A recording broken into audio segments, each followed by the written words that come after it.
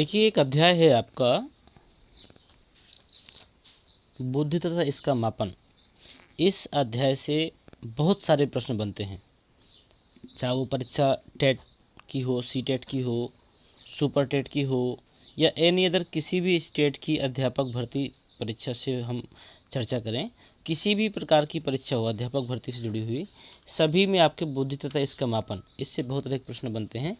आज हम उसी की एक्सरसाइज आपको करवा रहे हैं और उम्मीद है कि इन सारे प्रश्नों को यदि आप करेंगे तो कम से कम 8 से 10 क्वेश्चन आप ज़रूर उसमें पाएंगे इनसे मिलते जुलते, और हो सकता है कि सेम टू सेम प्रश्न भी आपका रिपीट हो जाए। जैसे पहला प्रश्न है, कहता है बुद्धि के एक खंड सिद्धांत के समर्थक कौन है। बुद्धि के एक खंड सिद्धांत के समर्थक कौन है। विने गिलफोर्ड स्पीयरमैन है, या विने टर्मन स्टर्न है, कैटक स्पीयरमैन है, या कुहल मेन विने स्टर्न है। इनमें से कौन है। ठीक है, तो आपका इसमें से सही आंसर जो होगा ये आपका विकल्प नंबर बी है आपका, विने टर्मन और स्टर्न।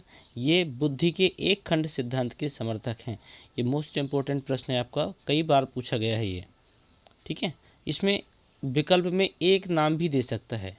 ठीक है, विने दे सकता है, टर्मन दे सकता है, स्टर्न दे सकता है, या फिर तीनों दे सकता है। तो कुछ भी हो, ये आपके तीनों आपके बुद्धि के एक खंड सिद्धांत के समर्थक है। अगला प्रश्न है, आर्मी अल्फा परीक्षण का प्रयोग किस भाषा के जानकार से संबंधित है। आर्मी अल्फा परीक्षण का प्रयोग किस भाषा के जानकार से संबंधित है। उर्दू, अंग्रेजी, हिंदी या फ्रेंच। इन चार में से कौन सी भाषा की जानकार से संबंधित है आर्मी अल्फा परीक्षण। तो हम आपको बता दें, सही विकल्प होगा आपका अंग्रेजी भाषा के। तो विकल्प नंबर इसमें बी आपका सही हो जाता है, अंग्रेजी भाषा के जानकार से संबंधित है क्या आर्मी अल्फा परीक्षण। ठीक है, चलते हैं अगले प्रश्न पे। देखिए, हमारा उद्देश्य है कम से कम समय में हम आपको अधिक से अधिक प्रश्नों की श्रृंखला प्रोवाइड करेंगे, और हर प्रश्न एक से बढ़कर एक महत्वपूर्ण है, जो आपकी परीक्षाओं की दृष्टि से महत्वपूर्ण भी है और पूछा भी जा सकता है। बस आपकी तरफ से क्या सपोर्ट रहेगा।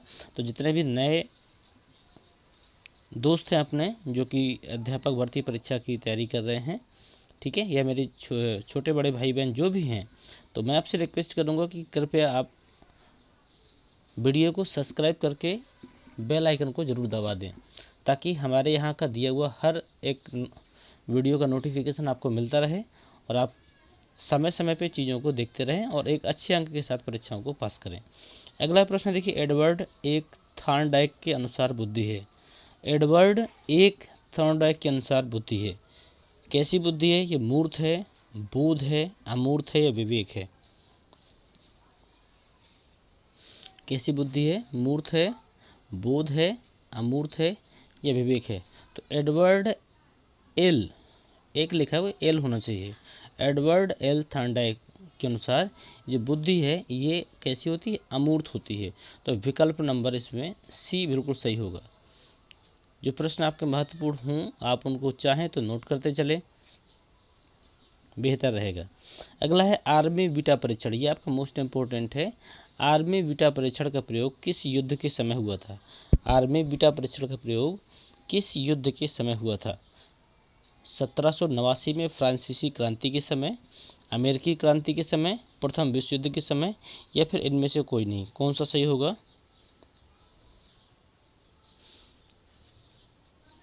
तो फिलहाल ये आपका आर्मी बीटा परीक्षण इनमें से किसी भी क्रांति के समय पे नहीं हुआ था।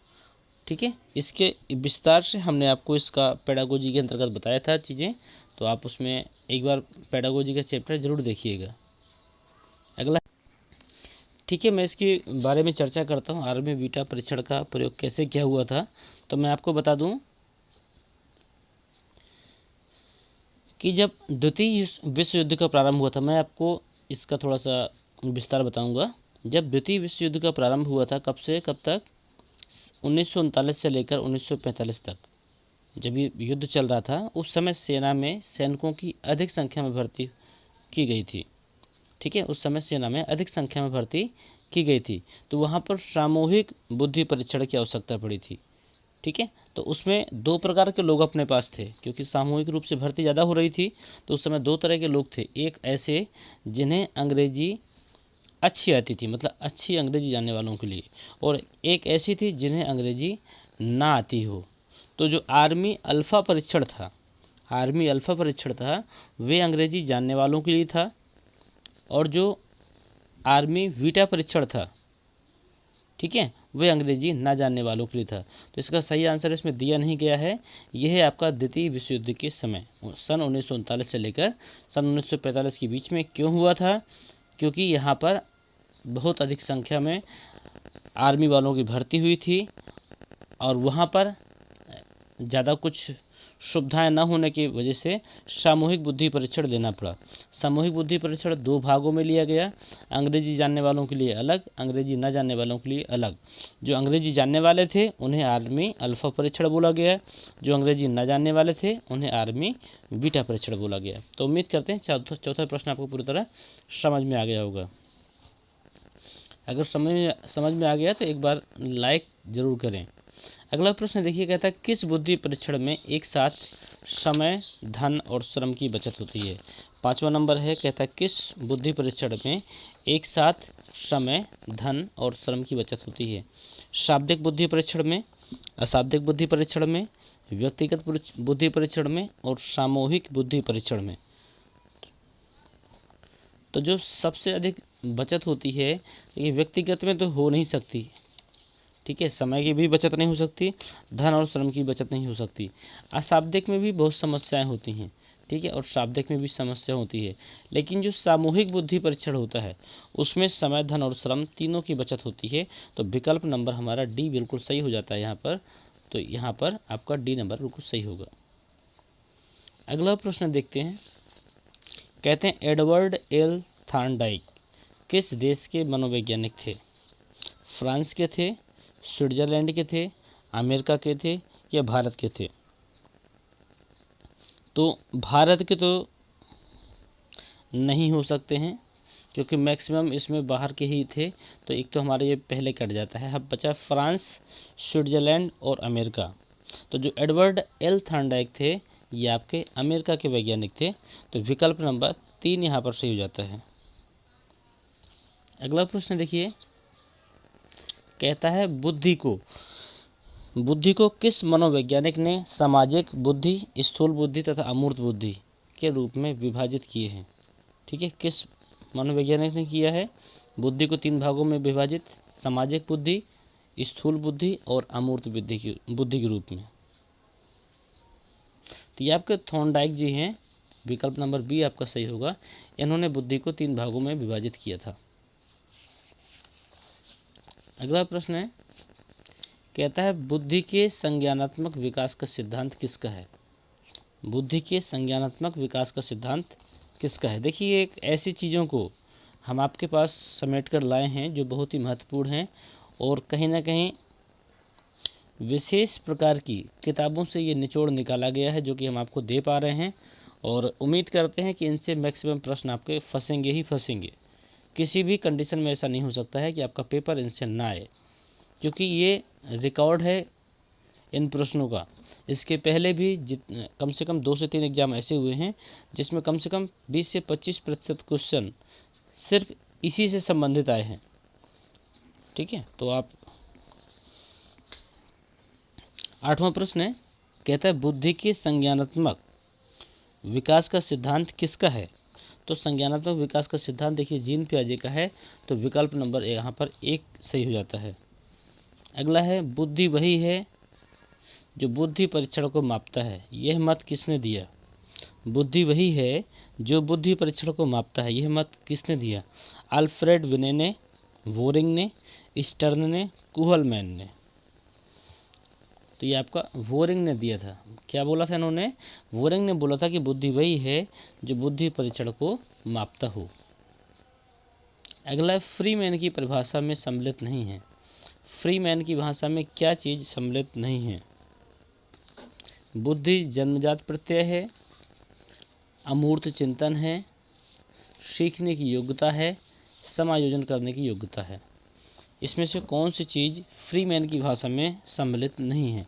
तो फ्रीमैन ने देखिए तीनों सिद्धांत ये आपको दिए हैं कि अमूर्त चिंतन है, सीखने की योग्यता है, समायोजन करने की योग्यता है, लेकिन इन्होंने ये नहीं दिया है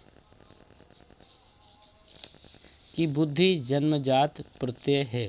तो यहाँ पर ये बात इनकी गलत हो जाती है, तो विकल्प नंबर ए सही होगा। अगला देखते हैं 11 नंबर, कहता है बुद्धि के बहुकारक सिद्धांत के पिता थे।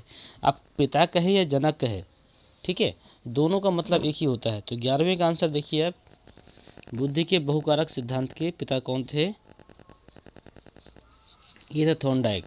तो विकल्प नंबर ए सही हो जाता है, यहाँ पर थॉर्नडाइक होगा। अगला है बुद्धि के बहुविधि सिद्धांत के पिता हैं। बुद्धि के बहुविधि सिद्धांत के पिता हैं, ये कौन है 12 नंबर में? थॉर्नडाइक, रास, भाटिया या हार्वर्ड गार्डनर, ठीक है, गार्डनर भी कहते हैं, गार्डनर भी कहते हैं इसको। तो हार्वर्ड गार्डनर या हार्वर्ड गॉर्नर। तो विकल्प नंबर आपका यही सही है। आपका बुद्धि के बहुविधि सिद्धांत के पिता कौन है? होवर्ड या हार्वर्ड गार्डनर या गार्डनर, दो में से जो भी आ जाए वही आपका सही होगा। अगला है मनोवैज्ञानिकों के अनुसार बुद्धि क्या है? मनोवैज्ञानिकों के अनुसार बुद्धि क्या है, इसके बारे में बताइए। सीखने की क्षमता है, अमूर्त चिंतन की योग्यता है, या तो पहला है या तो दूसरा है, या फिर पहला और दूसरा दोनों हैं। 13वां नंबर बताइए। तो मनोवैज्ञानिक के अनुसार बुद्धि सीखने की क्षमता भी है और अमूर्त चिंतन की योग्यता भी है। जब दोनों सही होंगे तो विकल्प नंबर हमारा डी सही हो जाता है, ए और बी दोनों। अगला है बुद्धि का तरल मोजक मॉडल किसने दिया था? तो तरल मोजक मॉडल किसने दिया था? तो ये कैटल ने दिया था आपके। तरल मोजक मॉडल बुद्धि का ये आपका कैटल के द्वारा दिया गया था। तो विकल्प नंबर ए यहाँ पर आपको सही हो जाता है।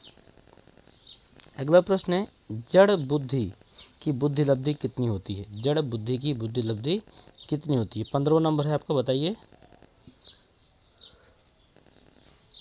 80 से 90 होती है, 80 से कम होती है, 71 से कम होती है, या फिर इनमें से कोई नहीं होती है। तो आपकी बता दें, जड़ बुद्धि मतलब जो बच्चा बहुत ही कमज़ोर होता है पढ़ने लिखने से लेकर सब चीज़ों से लेकर, ऐसे बच्चों के लिए बुद्धि लब्धि 71 मतलब 71 से कम मानी जाती है। तो ये आपका विकल्प नंबर सी सही होगा आपका। अगला है मनोवैज्ञानिक प्रयोगशाला की स्थापना कहाँ हुई थी? 16वां नंबर है मनोवैज्ञानिक प्रयोगशाला की स्थापना कहाँ थी? सैन फ्रांसिस्को में, फ्लोरेंस नगर में, लीपजिग नगर में, या फिर कोई नहीं, इनमें से कोई नहीं था। तो जो मनोवैज्ञानिक प्रयोगशाला की स्थापना जो हुई थी वो आपकी हुई थी लीपजिग नगर। तो विकल्प नंबर यहाँ पर सी आपका सही हो जाता है। तो 16 का विकल्प कौन सही होगा? सी सही होगा आपका। अगला है हिंदुस्तानी विनय कार्यात्मक परीक्षण। हिंदुस्तानी विनय कार्यात्मक परीक्षण का प्रकाशन किस वर्ष हुआ था? 1991 में, 1923 में, 1922 में, 1983 में।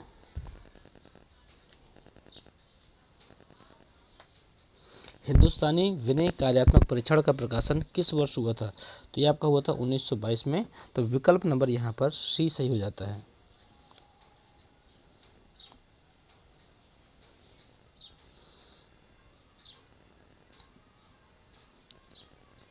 और किसके प्रयास से हुआ था, ये भी एक प्रश्न आपका बना है कि ये हिंदुस्तानी विनय कार्यात्मक परीक्षण किस का प्रकाशन जो था वो किसके प्रयास से हुआ था?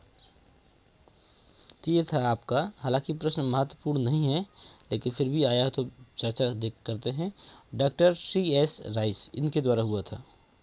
अगला है क्रिया परीक्षण समूह। क्रिया परीक्षण समूह किसकी देन है? जलोटा की है, टंडन की है, भाटिया की है, या राइस की है? तो जो क्रिया परीक्षण समूह है किसकी? जलोटा की, टंडन की, भाटिया की, राइस की। तो ये आपकी है भाटिया की है देन। विकल्प नंबर सी सही होगा इसका। अगला है शाब्दिक समूह परीक्षण किसकी देन है? डॉक्टर जे मोरे, भाटिया, राइस या जलोटा? इनमें से कौन है? शाब्दिक समूह परीक्षण। तो देखिए, अगर शाब्दिक समूह परीक्षण आता है तो डॉक्टर जे मोरे हो जाएगा, लेकिन क्रिया परीक्षण समूह आता है तो भाटिया हो जाएगा। ध्यान रखिएगा, क्योंकि भाटिया का विकल्प दोनों जगह पर है। तो शाब्दिक में डॉक्टर जे मोरे और क्रिया समूह में, ठीक है, तो आपका भाटिया हो जाएगा। अगला, बुद्धि का त्रिआयामी सिद्धांत किसका है? बुद्धि का त्रिआयामी सिद्धांत किसका है? जेपी गिलफोर्ड का, राइस का, थॉर्नडाइक का या स्पीयरमैन का? बुद्धि का त्रिआयामी सिद्धांत किसका है? जेपी गिलफोर्ड, राइस, थॉर्नडाइक या स्पीयरमैन? तो ये आपका जेपी गिलफोर्ड हो जाएगा। तो विकल्प नंबर ए यहाँ पर सही होगा। अगला है, बुद्धि के बहुकारक सिद्धांत के पिता थे। बुद्धि के बहुकारक सिद्धांत के पिता कौन थे? थॉर्नडाइक थे, गिलफोर्ड थे, राइस थे या थर्स्टन थे? तो बुद्धि के बहुकारक सिद्धांत थर्स्टन के द्वारा दिया गया था। तो विकल्प नंबर यहाँ पर डी आपका सही हो जाता है, थर्स्टन। अगला है, पदानुक्रमिक बुद्धि सिद्धांत के पिता थे। पदानुक्रमिक बुद्धि सिद्धांत के पिता थे, कौन थे? थॉर्नडाइक थे, राइस थे, बर्नर थे, गिलफोर्ड थे। 23वां नंबर। तो पदानुक्रम या पदानुक्रमिक बुद्धि सिद्धांत के जो पिता थे वो थे आपके बर्नर। तो यहाँ पर विकल्प नंबर सी सही हो जाता है आपका। अगला है, बुद्धिमत्ता का आधार शारीरिक लक्षण है। यह मत किसका था? राइस का था, लेबेटर का था, भाटिया का था या टंडन का था? बुद्धिमत्ता का आधार शारीरिक लक्षण है, यह मत किसने दिया था? ये आपका दिया था लेबेटर ने। तो विकल्प नंबर यहाँ पर बी आपका सही हो जाता है। अगला प्रश्न है, आईक्यू को किसने परिभाषित किया है? तो आईक्यू को विलियम स्टर्न ने परिभाषित किया है। ठीक है, किस परीक्षण में अधिक समय लगता है? किस परीक्षण में समय अधिक लगता है? व्यक्तिगत में, सामूहिक में, दोनों में, कोई नहीं में? तो आपको पता है, इसको हम पहले भी बता चुके हैं कि सबसे कम समय किस में लगता है? सामूहिक में। तो सबसे ज़्यादा समय किस में लगेगा? व्यक्तिगत में। यहाँ पर विकल्प नंबर हमारा ए सही हो जाएगा। किस परीक्षण में धन की बचत होती है? किस परीक्षण में धन की बचत होती है? व्यक्तिगत में, सामूहिक में? तो ये प्रश्न भी हमारा हो चुका है, सामूहिक में हमारी धन की बचत होती है। तो आज के इस पार्ट से, मतलब बुद्धि तथा इसका मापन से, इतने प्रश्न आपके महत्वपूर्ण थे जो मैंने आपको दिए। और इनमें से बहुत सारे प्रश्न ऐसे हैं जो आपके परीक्षाओं में रिपीट हो सकते हैं। तो सभी बच्चे ध्यान से देखें और समझें। कोई चीज़ नहीं क्लियर होती है तो आप उस चीज़ों को हमसे पूछ भी सकते हैं। हमारी तरफ से प्रतिदिन आपको सुबह 9 बजे और शाम को 8 बजे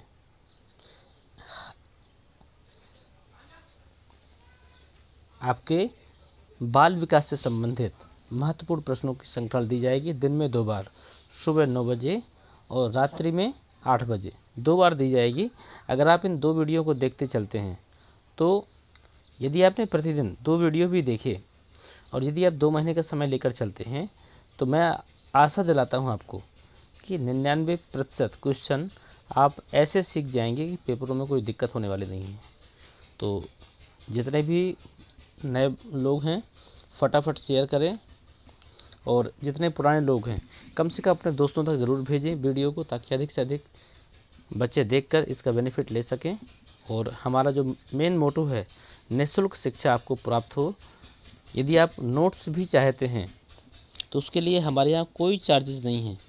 ठीक है, आप 9919425442 इसमें आप अपना नाम, अपना स्टेट, ठीक है, और जो भी टॉपिक हमारी तरफ से पढ़ाया जाएगा, नोट्स आपको उन्हीं टॉपिक के अंतर्गत ही दिए जाएँ। इसमें से जो नोट्स आपको चाहिए आप बताइए, वो नोट्स आपको उपलब्ध किए जाएंगे।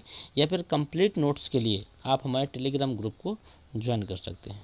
धन्यवाद।